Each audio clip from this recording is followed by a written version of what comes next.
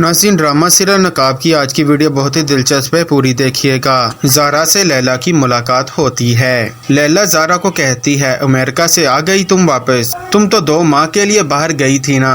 ज़ारा कहती है, तुम्हें इससे क्या, तुम्हें तो जरूर तैमूर और मेरे एक साथ जाने पर जलन हो रही होगी, क्योंकि तैमूर के साथ बाहर जाने के तो तुमने ख्वाब देखे थे।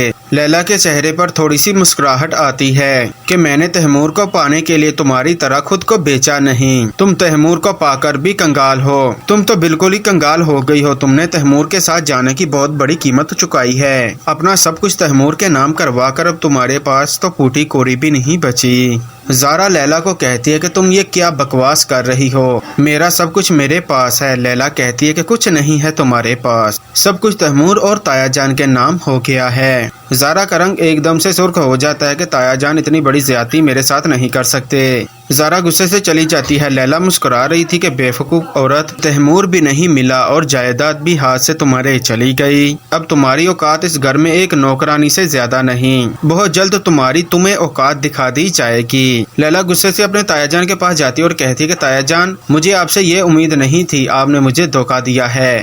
तैमूर कहता है कि ये तुम डैड के साथ किस तरह बात कर रही हो, तुम्हारा दिमाग तो ठीक है ना। नासिर कहता है, क्या हुआ बताओ ज़ारा। ज़ारा कहती है कि मैंने तो आपको पावर ऑफ अटॉर्नी सिर्फ बिजनेस डील साइन करने के लिए दी थी, लेकिन आपने तो मेरा सब कुछ अपने नाम करवा लिया। नासिर कहता है कि अच्छा, तुम्हारी ये प्रॉब्लम है तो इसमें आग बबूला होने की क्या जरूरत है। जो तुम्हारा है वो तैमूर का भी तो है। बार बार तुम्हें डिस्टर्ब करना पड़ता था, रोज रोज की टेंशन से मैंने तुम्हारी जान छुड़ा दी है। तुम अपने कमरे में जाओ। तैमूर कहता है कि जाओ अपने कमरे में, तुमने डैड की बात ठीक से सुनी नहीं क्या, हमारे दरमियान जरूरी डिस्कस हो रही है। ज़ारा वहाँ से चली जाती है। उसकी आंखों में आंसू थे। बिलाल को फोन करती है, लेकिन बिलाल का नंबर ऑफ जा रहा था। तैमूर कमरे में दाखिल होता है कि क्या तुम्हारे लिए ये काफी नहीं कि हम दोनों एक हैं? जो कुछ मेरा है वो तुम्हारा भी तो है, फिर ये तकसीम क्यों? ज़ारा कहती है कि ताया जान को ऐसा नहीं करना चाहिए था, ऐसा करने से पहले मुझे बता तो सकते थे ना। तैमूर दिल ही दिल में कहता है कि तुम्हारे पर जो निकल रहे थे वो काटने जरूरी थे।